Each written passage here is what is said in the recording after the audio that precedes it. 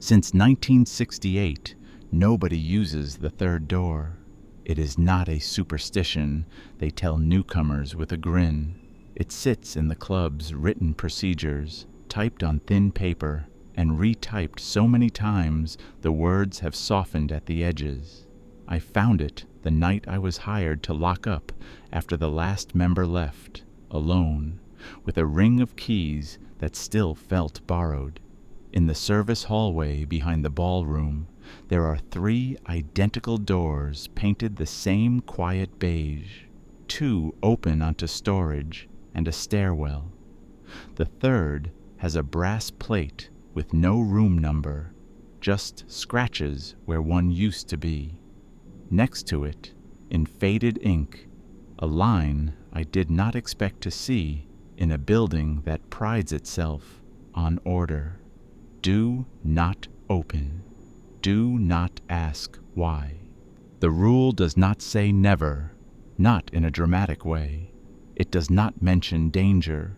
It reads like a basic fact of operations, as ordinary as turning off the bar lights. Verify the third door is latched. Do not test the handle. In the margin, someone has written 1968 in pen, and the numbers press so hard the paper is dented. The rest of the checklist is routine. Lock liquor cabinets, secure cash tins, lower the thermostat, arm the alarm. That is what makes the third door feel wrong. It is filed under the same category as money and temperature, like something that must be controlled every night, or it spreads into the building's habits. In a place this tidy, age usually shows itself politely. Darkened brass, carpet worn thin near the bar, a stair tread polished smooth by decades of shoes. The third door wears time differently. The hinges have been replaced more than once, each set slightly different, leaving a ghost of old screw holes along the frame. A thin strip of felt runs around the seam, newer than the paint, meant to stop drafts. Yet there is still a faint arc of dust on the waxed floor that curves away from the threshold, as if air has been breathing there anyway. I do not touch the handle. I check the latch with my eyes, write the time, and move on. Later, when I come back through the hallway, the arc of dust is gone. The floor has not been swept. My own footprints still sit dull in the wax. Only that curved line, like a trace of motion, has been erased cleanly. I crouch and hold the edge of my glove close to the seam without touching it. The air there is cooler than the rest of the corridor. Not a gust, not a draft, more like a pocket of night held behind paint. Farther down the hall, the building makes its normal sounds. Ice shifting in the bar sink, an elevator relay clicking once.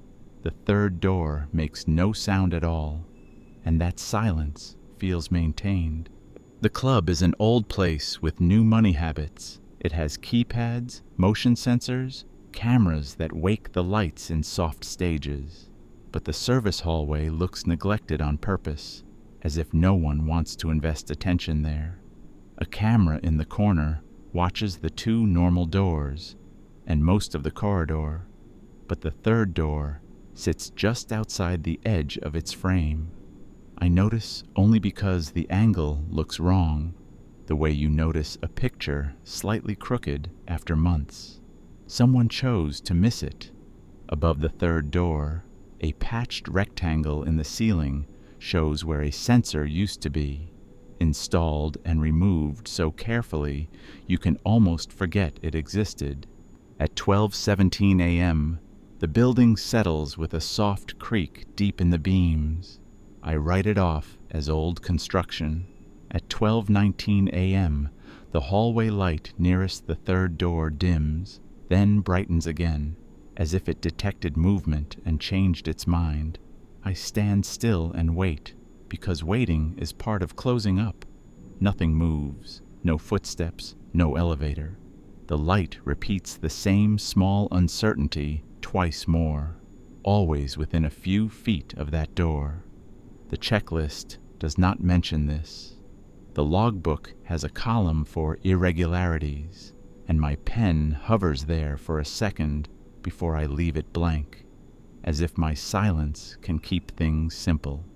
The keys I was issued do not include a key for the third door. That absence is written into the procedure like reassurance. Third door key is not issued. I believe it until I hear a faint jingle behind me, the dry metal sound of keys touching keys. It comes from the linen cages, locked and empty, already checked. I turn slowly, flashlight low, and see only folded cloth and steel mesh. The sound stops. When I face the third door again, the scraped brass plate reflects my light more sharply, as if someone rubbed it clean. The number is still gone, but the surface holds a fresh smear, like a thumbprint in oil that should not be there. I go back to the office and look for older paperwork. The club keeps records the way it keeps wine, stacked and labeled, never thrown away. In a drawer of faded forms, I find a carbon copy dated March 1968. The paper smells like dry ink and basement cardboard. The checklist is shorter then, handwritten in careful block letters. At the bottom, the same instruction appears, simpler and harsher. Third door. Leave it. In the margin, another note has been added in quick strokes. If opened, do not attempt to close. Notify committee. Do not use names. The specificity tightens my throat. Buildings do not usually care what you call yourself. People do. Back in the hallway, I stand at a safe distance and listen. I expect something obvious: breathing, water, stairwell air. Instead, I hear the club itself. Far off refrigeration, distant street noise pressed thin by brick.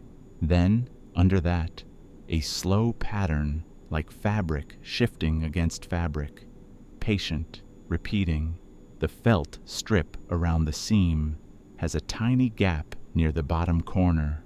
From it comes the faint smell of old cologne and cigarette smoke, the kind that lingers in velvet long after ashtrays are emptied. It does not belong to the clean present of the building. It belongs to a room remembered too well, like the air has been kept sealed for decades and opened only in small amounts. The final step is to sign the logbook and place it in the safe. The book lies open on the desk, and for a moment I do not understand what I am seeing. In the door check column, my handwriting is there twice. Not similar, mine, with the same pressure and tilt. The first entry is the one I wrote earlier. The second line sits beneath it and records a time that has not happened yet. 12:31 a.m. Third door latched. Do not test handle. No irregularities. I check my watch. It reads 12:29 a.m. I do not turn toward the hallway. I wait for the minute hand to catch up, and I keep my pen down, because the procedures never told me what to do when the building starts doing my job for me. The manager's note says the club closes at 1 a.m., but closing is never a clean moment. It is a slow emptying, like a tide pulling back from carpet and brass. By 1:12 a.m., the ballroom is quiet, except for stacked chairs and the faint bite of gin trapped in heavy curtains. It feels less like a warning and more like a policy waiting to be enforced. I restart the routine from the top to keep my hands busy. Bar locks, cash tins, thermostat, alarm zones. When I reach the service hallway again, I do not speed up. I do not slow down. I move like someone who expects the building to be watching. In the office, the wall clock reads 12:35 a.m., and I realize I missed the exact minute the logbook predicted. That matters more than the handwriting. I flip backward through previous nights, scanning for proof that this is not new, that the building has always been this way, and I never knew. Most pages are tidy, normal, underlined all clear, the kind of records that make a place feel safe. Then, every few pages, a margin note appears like a heartbeat under calm. Third, door verified. Do not test handle. No initials, no signature, just a reminder spaced months apart, as if the book keeps returning to the same subject on its own. I tell myself to treat it like any irregularity and do what a job requires. Report, document, move on. The office phone has a laminated list of numbers taped beside it. Manager, security company, building engineer, committee chair. The chair is listed without a first name, just an initial and a last name that sounds like a street in an old neighborhood. At 12:41 a.m., I pick up the receiver and listen to the dial tone for one breath too long. When I press the first digit, the tone drops away, as if someone lifted it out of my ear. My hand freezes. I set the receiver back down without finishing the call, because the March 1968 note said, "Do not use names," and my mouth stays closed. I return to the service corridor with my flashlight and the deliberate slowness of a man trying not to wake something sleeping. The two normal doors look unchanged, their brass plates holding numbers and small dents of use. The third door's scraped plate catches my light and throws it back in a flat glare, like bone. Near the baseboard, a sliver of pale paint has curled and lifted, thin as a fingernail clipping, as if the frame flexed and the wall did not. I do not touch it. I only aim the beam and watch the curled edge tremble once, the smallest motion, like the door is practicing movement without opening. By 12:52 a.m., the motion lights have dropped into their night pattern, leaving the hallway dim and constant. I stand at the same safe distance as before and listen. The slow fabric sound returns, patient, repeating, like an overcoat being hung and rehung on the same hook. Then a sharper click comes from higher inside the frame, not from the handle, but from something that sounds like a latch being checked from the other side. My keys cool in my palm. The procedure says the third door key is not issued. The door does not sound as if it cares what the procedure says. It sounds as if it is verifying something about me. I force myself away and finish the checklist in rooms that behave. The kitchen is dark. Stainless counters cold enough to sting through a glove. The registers are closed, screens blank. Everything is ordinary. That is the problem. The third door is the only thing refusing to be normal, and the more normal everything else stays, the easier it is to doubt my own senses. At 1:07 a.m., I arm the alarm sequence and watch the keypad blink green, steady and official. The third door sits outside every camera's clean view, and I understand why the club has survived since 1968. It survives by choosing what not to look at, and by making the caretaker do the same. I am halfway to the staff exit when the office phone rings. Once, twice. The third ring does not come. The sound dies at 2. as neatly as if someone cut a thread. I stand with my hand on the push bar, waiting for the usual voicemail beep, the red message light, any normal aftermath. Nothing, just the building, breathing in its controlled way. I keep my fingers off the receiver. Then the keypad by the office door chirps softly, the polite sound it makes when a code is entered correctly. The display does not change, but the chirp feels like a decision, and I realize the club can approve access without asking me. I go back in. The keypad still reads armed, but its tiny history line shows one entry where there should be none. Access granted. No timestamp, no user code, just confirmation, as if someone has been allowed through a door that is not supposed to open. I check the safe. Locked. I check the logbook. Open on my page. Beneath the earlier entry that was not mine, a new line has appeared in darker ink, pressed hard into paper. 1:11 a.m., third door, unlatched. Do not approach. I look at the clock. It reads 1:10 a.m. The book is ahead again, and my stomach tightens because it is never ahead by much, only enough to prove it can be. I do not run. Running would turn the building into a predator, and I need it to stay a place with rules. I walk to the service hallway as if I am doing my job. Halfway there, the air cools in a slow gradient, older and heavier, touched with that stale cologne and smoke. The third door is still closed.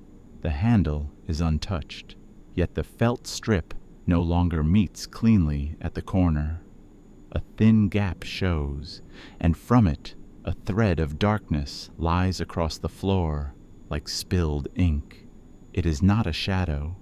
The overhead light falls on it and does not brighten it.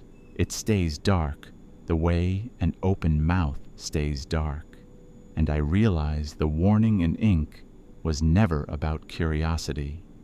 It was about proximity. At 1:11 a.m., the office phone rings again. Once, twice. I hold my breath and listen for the rule to hold. The third ring comes, soft and measured, as if the caller waited politely for permission. I do not answer. I do not move. The ringing stops on its own, and in the silence that follows, the third door exhales through the gap, a careful release of air, like someone speaking without opening their lips. Then a voice begins in a low, formal cadence, not from the phone, not from the hallway, but from the space behind the seam. It does not use my name. It does not use any name. It repeats one sentence twice, as if recording itself into the building's memory. Access granted. And I understand the worst part. The club is not asking for permission. It is announcing it. I stand in the service hallway and let the words settle. Access granted is not a threat. It is permission stated with the calm authority of policy. The club uses that phrase for key cards, deliveries, contractors who come after hours. Hearing it from behind a door that should not be an entrance makes my skin tighten in a quiet, practical way, like bracing for cold water. I back away until my shoulders meet the opposite wall again.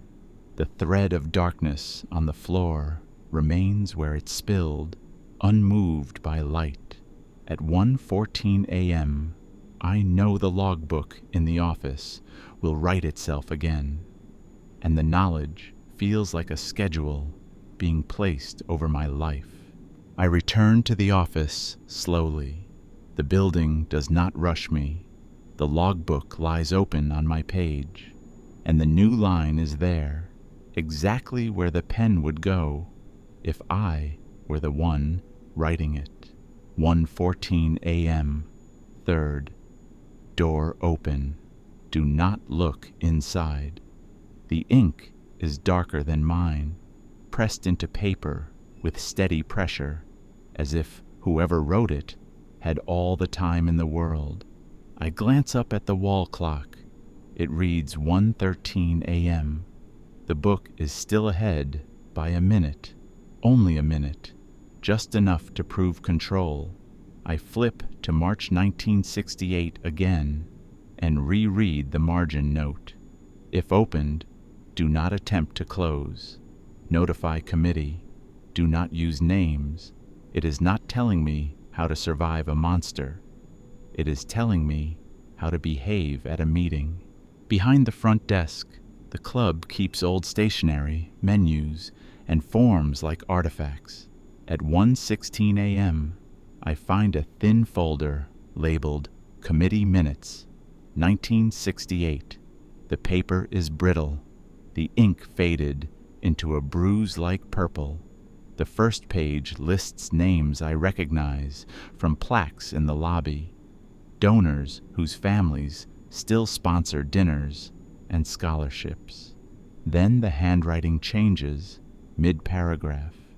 The lines become tighter, less human, as though someone copied words without understanding them. One sentence sits alone on the page, like a rule carved into wood. Third door is not a door. Third door is a quorum. It lodges in my mind like a pebble in a shoe, small, impossible to ignore. At 1:21 a.m., the office phone rings once, then twice. I watch it and refuse to let a third ring decide anything for me. It does not come. Instead, the security keypad chirps from the hallway, that polite electronic sound that belongs to daylight. I move toward the service corridor and feel the air cool in a measured gradient, like walking into a fridge that has not been fully sealed. The third door is still closed, but the seam has widened enough that I can see a thin edge of space behind it. Not a room, not a stairwell, an absence that looks like distance. The darkness on the floor has become a narrow path leading away from the door, as if inviting me to step into the condition it creates. I keep my eyes on the handle and nowhere else. The logbook warned me not to look inside, and I understand why. Looking would make the thing behind it real, in a way the club has avoided for decades. Still, peripheral movement registers at the seam, something like fabric shifting, the slow swing of a sleeve. The smell rises again. Cologne, smoke, old wool. Beneath that is a colder note, like metal kept too long in a basement. At 1:24 a.m., the gap widens by the width of a finger. The handle stays still. The hinges make no sound. The frame itself seems to permit it, as if the building is voting to allow more space. I do not step forward. I do not reach out. I behave as if procedure can be stronger than curiosity. I walk past the third door at a normal pace and head toward the far end of the corridor where the stairwell door sits under its exit sign. My plan is simple. Leave, lock the staff exit behind me, call the manager from my car, where the building cannot hear my voice. Halfway down the hall, the overhead light behind me dims and brightens again. That same small uncertainty. Then, from the third door, comes the soft sound of pages turning, as if someone opened a binder and is finding the right section. The sound is careful, patient, practiced, like a room preparing to become official. At 1:27 a.m., a voice begins to read in a low, formal cadence. It does not sound angry. It does not sound hungry. It sounds bored, and boredom in a formal room is worse then rage. Item 1. The voice pauses, as if waiting for an answer that is not required. Then it continues. Attendance is sufficient. My hand hovers over the stairwell push bar. If I open that door, the alarm might chirp. If it chirps, the club will record an irregularity, and I have learned records are how it holds things in place. The voice adds another line, almost like a courtesy. Names are not required. It lands like a rule designed to keep people from anchoring themselves. Third door is a quorum. A quorum is not a place. It is the minimum presence required to make something official. The idea settles into me at 1:29 a.m. as I stand between an exit and a door that is not a door. The third door does not lead somewhere. It creates a condition the building can use. Permission, access, approval. If it is reading minutes, it is forming decisions out loud, and it wants a witness for that act. I turn my head just enough to see the scraped brass plate catch the light. In the warped reflection, I see faint movement in the seam, like shoulders, like suits, like a gathering that does not need bodies to count. At 1:31 a.m., I hear the scratch of pen from the office down the hallway, the sound traveling like a small insect over paper. The logbook is writing again without me. The voice behind the door stops turning pages. The corridor falls into a silence so complete I can hear my pulse against my collar. Then the voice speaks again, no longer reading. Motion has been detected. Irregularity noted. I do not move. I do not breathe deeper. The building has noticed my stillness as if it were movement, and that means it can label anything it wants, including refusal. I realize then that my presence is already being counted. The exit sign hums softly. I press the push bar and open the stairwell door a few inches, just enough to create a wedge of normal air. The alarm does not chirp. The club allows it, or it was allowed long ago. I step into the concrete shaft and pull the door nearly closed behind me, leaving it cracked so the latch will not click. The stairwell smells like dust and paint, honest and modern. At 1:33 a.m., the voice behind the third door speaks one final line, quiet and patient, as if addressing a room full of attentive members. The caretaker has departed. Then it adds, almost gently, access remains granted. I begin to descend one step at a time, hand on the rail, because it is the only thing in the building that feels certain. I do not go straight to my car. The parking lot sits behind the club like an afterthought, bordered by hedges and a low brick wall that makes downtown feel far away. I stop under a yellow security light and look back at the building. From outside, it is dignified and plain, a place that wants to be remembered for dinners and speeches, not for procedures that warn you not to touch a handle. My watch reads 1:41 a.m. I take out my phone and scroll to the manager's number. The 1968 note did not say, "Do not call." It said, "Do not use names." I turn so the building is behind me and dial anyway, as if direction might keep my voice from carrying. The call rings until it routes to voicemail. The manager's greeting sounds warm and practiced, and it makes the silence behind me feel rehearsed, like a room waiting for a meeting to begin. I do not leave a message. Whatever is happening likes records, and I have already seen a record write itself before the minute arrives. Instead, I open my notes app and type what I can without adjectives like an incident report. 1:11 a.m., third ring occurred. Voice behind third door. Logbook ahead of time. Committee minutes, 1968.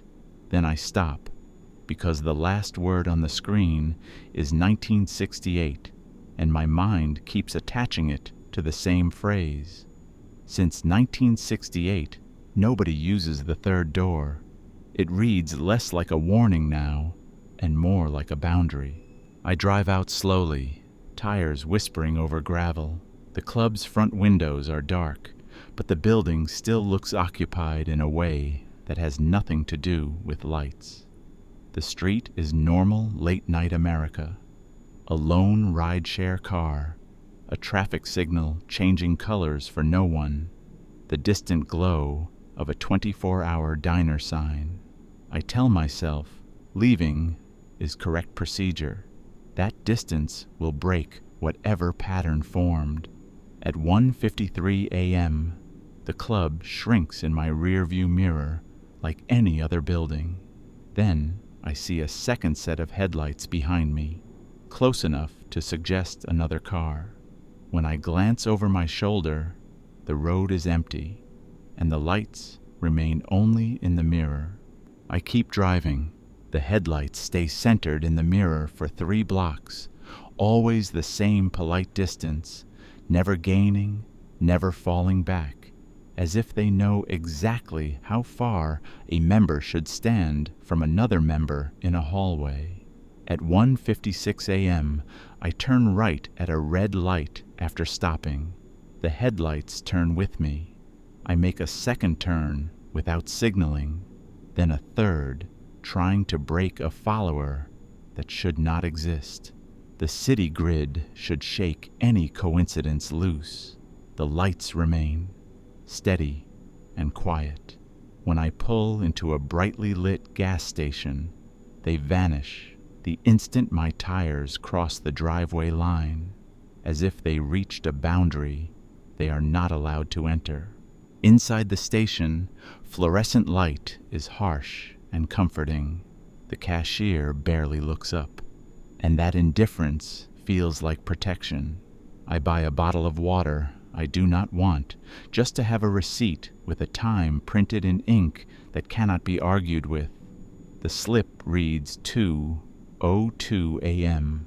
I sit in my car under the canopy and drink in small, controlled swallows, listening to refrigeration hum and a distant air compressor kick on. The world behaves. Then my phone buzzes, not a call and not a text. A calendar alert appears on the screen as if it has been there for years. Committee meeting, 2:15 a.m. My stomach tightens because it feels like an appointment with a room. I open the alert details. No location, no invitees, no organizer name. Just an event that begins at 2:15 a.m. and ends at 2:30 a.m., as if it expects to finish quickly and move on. In the notes field, there is one line, clean and official. Attendance is sufficient. I close the phone and look around the lot, half expecting those mirror headlights to be waiting at the edge of the light. Nothing, only a delivery truck and an older sedan at the far pump. My phone buzzes again with a second alert that did not exist a second ago. Irregularity noted, 2:14 a.m. The time is 1 minute ahead of me, the same small cruelty as the logbook. I power my phone off completely and hold it anyway, as if a dark screen can still listen. At 2:08 a.m., I start the car and drive home on streets I choose at random, avoiding the route back toward the club. I tell myself I will quit in the morning. I tell myself this is not my problem, not my building, not my committee. Yet the thought of leaving the closing routine unfinished feels wrong in a way that does not belong to pride. It belongs to procedure, the kind that follows you when you try to walk away mid-step. When I park outside my apartment building at 2:26 a.m., I sit for a full minute before getting out, waiting to see if the night has more to schedule. The lobby smells like carpet cleaner and mailroom dust. The elevator cable sounds like a distant chain as it climbs. I ride up alone and watch the floor numbers tick by, trying to keep my breathing even. At 2:31 a.m., I step into my hallway and notice my door is not fully closed, not open, just unlatched, leaving the thinnest seam, the same kind of seam I saw at the third door. My key stops halfway to the lock. The air spilling out is cooler than the hallway, touched with a faint scent that does not belong in my life. Old cologne, old smoke, old wool. I press my palm against the door and push until the latch clicks, and the click sounds like a decision being made. I turn on every light, not because it helps, but because it makes the space feel observed in a normal way. I check the rooms in order: kitchen, living room, bedroom, closet. Nothing is moved, nothing is taken. The only change is my paper desk calendar, the cheap kind I keep out of habit. The next day's square has been marked in neat block letters: Committee, 2:15 a.m. There are no initials, no name, just the word written with hard pressure. I tear the page off and hold it to the light.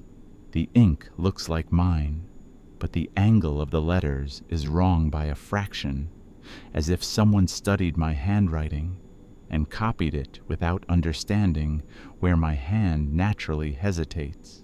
At 2:14 a.m., my smoke detector chirps once, the low battery warning sound. It has never chirped before. I look up, waiting for the second chirp that usually follows. It does not come. The silence afterward feels rehearsed. I change the batteries with careful hand and sit at the kitchen table with the torn calendar page in front of me. I realize then the committee does not need belief. It only needs a minute and a witness. I write one sentence on a blank sheet of paper, slow and clear.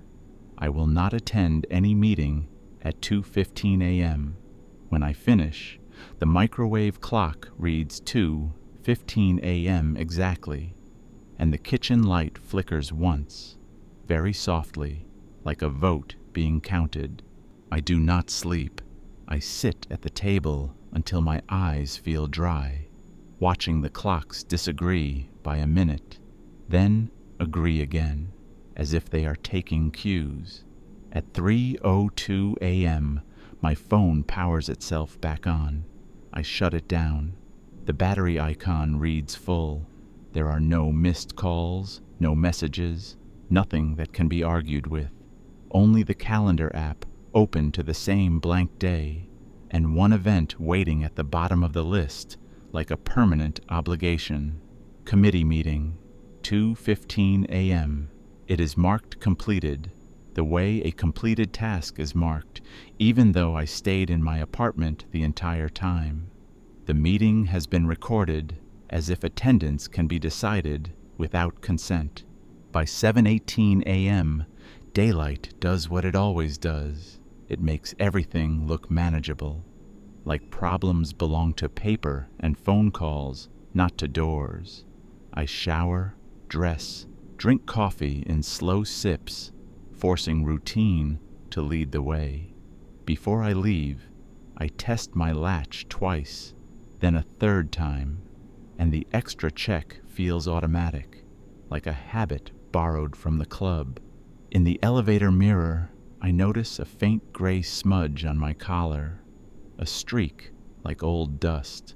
When I lift the fabric, it smells faintly of wool.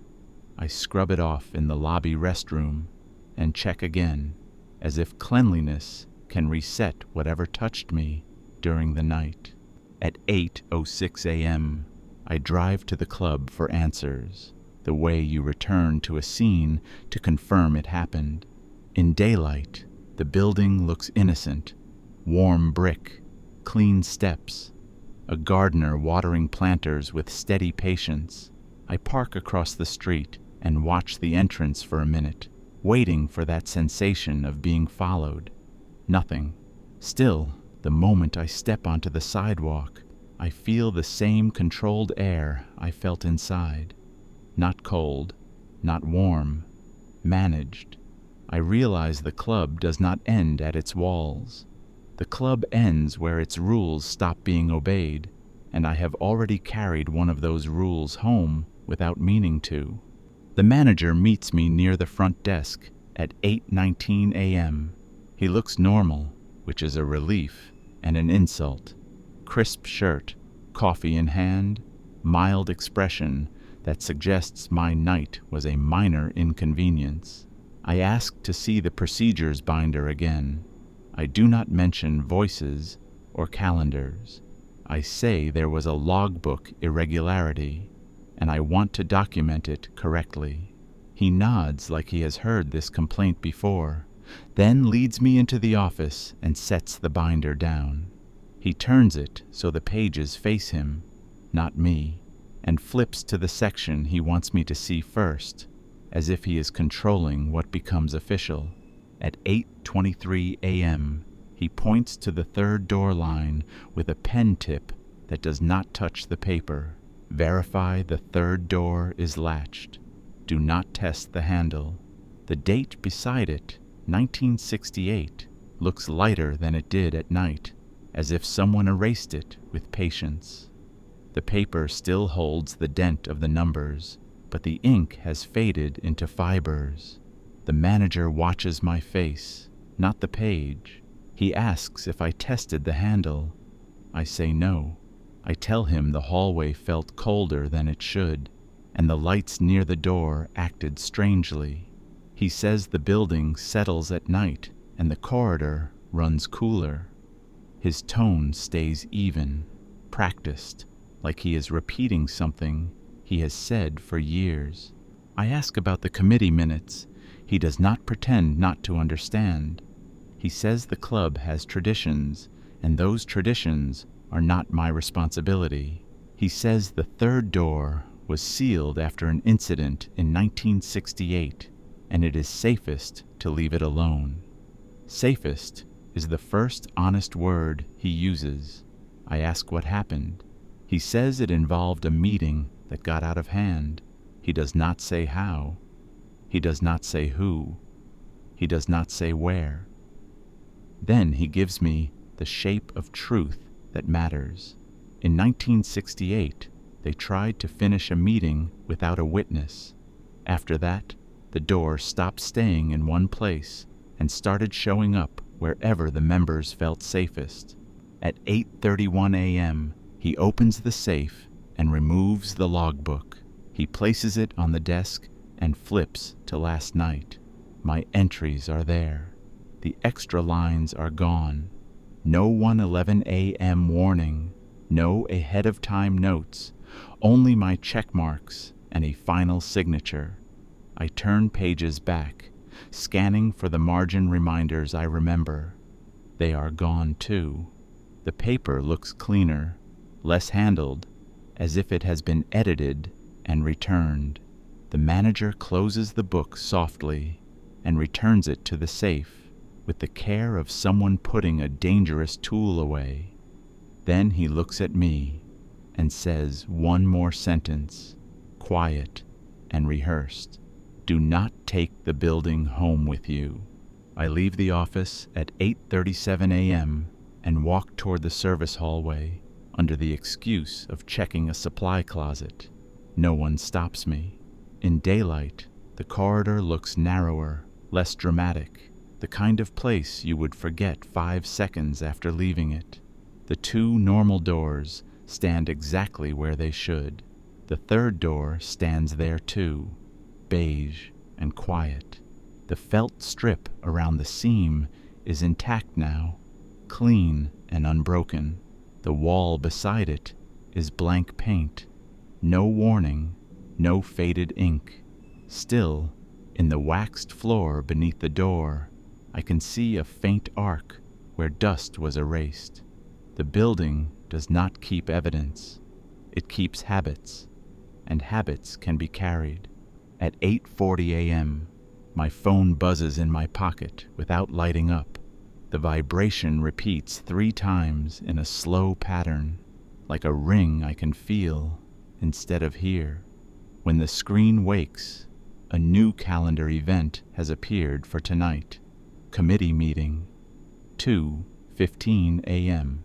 It is already accepted. There is no decline option, only reminder settings, as if the only choice left is how politely I want to be notified. I turn the phone face down on the lobby table and force myself to breathe evenly. For a moment, I imagine the event as a room reserving my time, not a person calling me. That is worse, because a room does not get tired. By 9:03 a.m., I stand outside with sunlight on my hands and the club behind me. Cars pass, people talk. A normal morning continues without consulting any committee. I should feel safe. Instead, I feel scheduled. The manager's sentence repeats in my mind. Do not take the building home with you. The club does not need to follow me like headlights. It has already planted the meeting into my time. Tonight at 2:15 a.m. will happen again, whether I attend or not. The only question is what it considers attendance and what it considers an irregularity when a witness refuses to show up. I spend the day trying to make choices that do not belong to any routine. Different route to work, different lunch, phone off for hours at a time. It feels rebellious in a harmless way, the kind of change people recommend when you want to feel in control again. None of it matters. At 6:12 p.m., when I turn my phone back on, the committee meeting event is still there, fixed at 2:15 a.m., calm and permanent as a holiday. I try to delete it. The option is grayed out. I try to change the time. The cursor snaps back to 2:15 a.m. the moment I lift my finger. In the notes field, one line waits like a stamped approval. Attendance is sufficient. By 9:38 p.m., I have the blinds drawn and the lights on, arranging my apartment to feel less like a place where a seam can widen. I set my keys on the counter in a specific order. I check the latch twice, then again, and the third check happens before I decide to do it. I realize I am performing the club's kind of order in my own home, and the realization makes me angry in a quiet, controlled way. I take a legal pad and write normal actions in block letters. Lock door, keep lights on, keep phone off, do not answer calls, do not use names. My hand writes that last line without asking me. I cross it out hard enough to tear paper, then rewrite beneath it, slower, like a correction on a form. Use my own name. Say it out loud. At 9:49 p.m., I say my name once in the empty kitchen. It sounds ordinary. It does not change the air. It does not change the calendar event. The word hangs for a moment, then disappears into the refrigerator hum. I realize the rule about names is not about politeness. It is about anchoring. Names make you specific. Names make you claim a room. The club does not want specificity at 2:15 a.m. It wants a caretaker, shaped like a blank space, present but not rooted, useful but not protected. At 12:58 a.m., I sit at the table with my watch in front of me and the microwave clock above it, forcing myself to stay awake. I want to catch the exact moment the clocks try to move ahead of me again. The apartment is quiet, except for plumbing, and the refrigerator cycling. At 1:07 a.m., my phone buzzes once on the counter, even though it is turned off. The screen stays black. The vibration continues in a slow pattern, like knocking from a distance that never gets closer. At 1:11 a.m., the smoke detector chirps once, then holds its silence like it is listening for an answer. By 1:26 a.m., the air in the kitchen cools by a few degrees, not enough to see, enough to feel. It is the same managed cold from the service hallway. I walk to my apartment door and put my ear near the seam. I hear nothing. I back away and watch the latch, waiting for it to shift. It does not. The calm is worse than movement. It suggests the meeting will not come through my front door. It will come through time itself, the way it came through the logbook. I return to the table and place my watch face up, my phone face down, my pen ready. If anything speaks, I will write it exactly as I hear it. At 2:14 a.m., the microwave clock flickers and resets to 12 a.m. with a soft beep that does not match the power in the rest of the apartment. The kitchen light does not go out. The refrigerator does not stop. Only the microwave loses its memory, as if it has been asked politely to forget. My watch still reads 2:14 a.m. I hear the faintest sound in the hallway outside my door, like carpet fibers bending under weight. Not footsteps. Something slower, distributed. Then my phone turns on by itself and lights the ceiling with a pale glow. A calendar alert fills the screen. Committee meeting, 2:15 a.m. Another stacks beneath it. Access granted. At 2:15 a.m., my apartment door does not open. The lock does not turn. Nothing physical changes. What changes is the feeling of space. The kitchen seems to extend by inches, then more, as if it is making polite accommodations for more people than it holds. The air gains that stale cologne note, faint but undeniable. My legal pad slides a fraction across the table and stops squarely in front of me, like a document being presented. The pen rolls until it aligns against the pad's top edge. Then the smoke detector chirps once, and the chirp is followed by a soft, human sound, a throat clearing, somewhere in the room's new inches of space. A voice begins to speak from no single direction, low and formal, the way minutes are read at the end of a long night. It does not use my name. It does not use any name. Item 1. Attendance is sufficient. The phrases land in my kitchen like objects set down on a table. The voice continues. Irregularity noted. It pauses after that, as if waiting for correction. I understand the committee does not need my agreement. It only needs me present while it records. That is what a quorum requires. Not belief, not consent, presence. I pick up my pen, not because I want to help, but because refusing feels like motion the building can label. I write the words exactly as spoken. Item 1. Attendance is sufficient. Irregularity noted. It is the same mechanism as the logbook, only now it is using me as the paper. The moment the last letter settles, my phone screen changes. The event status updates from accepted to attended. My stomach turns as if I swallowed something cold. The voice speaks again, closer, still without direction. Item 2. Caretaker duties confirmed.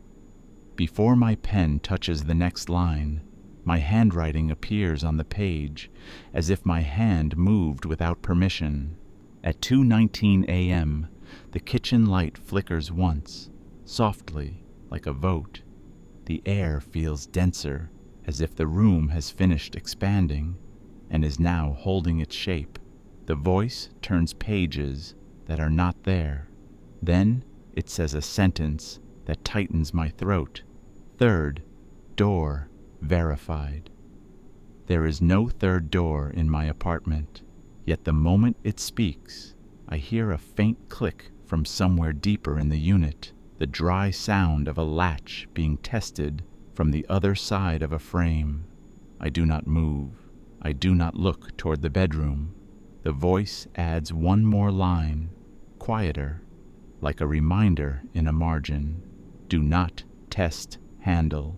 At 2:21 a.m., the meeting ends by withdrawing presence, not by leaving loudly. The room shrinks back into its normal measurements. The stale cologne thins. The air warms by a degree. My phone screen goes dark. The microwave clock stays at 12 a.m., excused from remembering. I sit with the pen still in my hand and look down at the legal pad. Beneath my line, one more sentence appears in my handwriting, smaller, like a footnote added to reality. Since 1968, access remains granted. I do not tear the page out. I do not throw it away. Some part of me understands the committee prefers records that stay where they were placed, flat and visible. Morning arrives with ordinary light and ordinary noise, and it makes the night feel like something I could choose not to explain. At 7:06 a.m., I stand in my kitchen and stare at the legal pad. The writing has not changed. The pressure marks in the paper are still there, as if the pen was pushed down by a hand that wanted to be sure. I fold the page carefully and slip it into an envelope from the junk drawer. Then I go somewhere the club cannot edit with a safe and a key. A public library, the kind with local papers on microfilm, because I need an answer that exists outside their binder and outside their walls. By 9:18 a.m., I sit at a microfilm machine, spools humming softly under glass. I search March 1968, then April, then May, expecting a fire, a lawsuit, a scandal. There is nothing. No incident at the club. No mention at all. That absence is its own headline. Then, in late June, I find a small notice buried beside community announcements. Private meeting of the committee will be held at 2:15 a.m. Attendance is sufficient. No location, no names, just the exact phrasing spoken in my kitchen, printed publicly as if it belongs to civic life. My throat tightens because it means the committee did not start in my apartment. It started in the city. I move forward week by week, and the notice repeats. Months later, a year later, always 2:15 a.m., always the same sentence. Sometimes it appears under different sections, as if someone moved it around the page to keep it from being noticed too long in one place. It never names the club. It never names a room. It does not have to. The city has been trained to ignore it, the way members are trained to ignore the third door. I print one blurred copy and fold it into my envelope with the legal pad page. Paper on paper, record against record, because the only thing that seems to matter to the committee is what gets written down. At 11:42 a.m., I return to the club holding the printout like evidence. The manager looks surprised, then less surprised than he should be. He leads me into the office without being asked, as if my visit was scheduled. I place the microfilm copy on his desk. His eyes move over the words. His face stays controlled. Only his jaw tightens once. I ask what a quorum means in the minutes. I ask why my apartment hosted a meeting. He does not deny it. He says the club has never been only a building. It is an agreement made in 1968 after a mistake that almost cost them everything.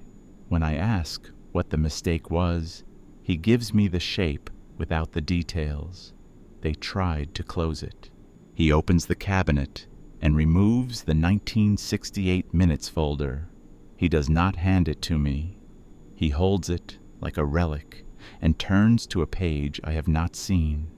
At the bottom, there are signatures, many of them, and beneath the signatures is a space that looks intentionally blank.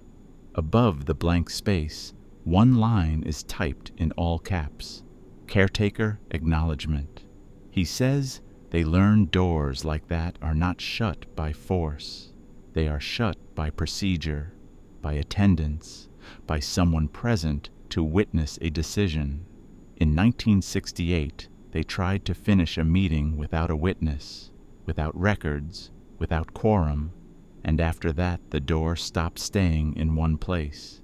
It began appearing in homes, in offices, wherever the members felt safest, because access remained granted and no one was there to revoke it properly. At 12:06 p.m., he slides a fresh employment form across the desk toward me, already filled out except for my signature. My name is typed neatly. My address is correct. The start date is tonight. The schedule line reads late shift caretaker. In smaller print, an addendum line reads committee attendance required. I ask why me. He says the club has rules for selecting a caretaker, and those rules are not personal. The door chooses whoever notices it and stays, whoever writes the time down, whoever respects procedure enough to record. I realize my panic was never the hook. My attention was. The moment I treated the old note like policy, I volunteered, and the committee counted that as presence. I do not sign. I push the form back with 2 fingers. I say, I will quit, refuse every meeting, let the door do whatever it wants. The manager's calm cracks into something like fear for one brief second. He says the club can survive losing an employee. It cannot survive losing a caretaker. Without a caretaker, the committee still meets and still grants access, but nothing anchors it to one door in one hallway. It spreads. It looks for rooms. It looks for calendars. It looks for people who do not know the rule and will test the handle. He does not have to describe the consequences. The club's entire life since 1968 is built around preventing that spread, and I can feel the truth of it in my own apartment's air. I leave without signing and drive home with my hands tight on the wheel. The city looks normal, but I feel its edges, the places where procedure can overlay reality like paper over a table. When I unlock my apartment at 1:44 p.m., I do it slowly, listening for any shift in air. Inside, everything is as I left it. Then I notice the hallway closet door. I never leave it open. It is unlatched, open a few inches, showing a seam of darkness that does not lighten when I turn on the overhead lamp. I do not step closer. I stand in the living room and understand the manager's point with sudden clarity. The door does not need the club. The club needs the door to stay located, or it will keep borrowing rooms. That night, I return to the club on my own terms.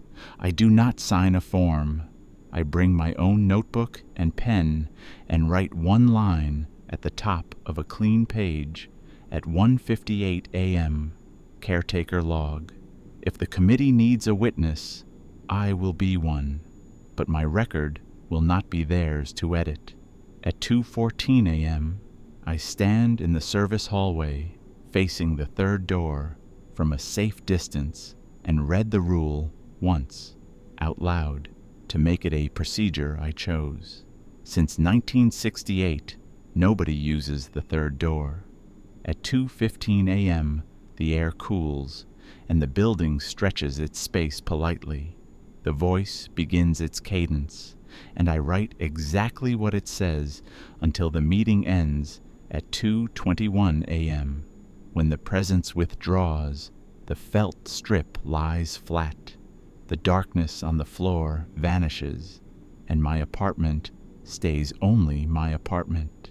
Some doors remain granted until someone shows up every night to keep them in one place. The job is not to open it or beat it, only to keep it located and recorded.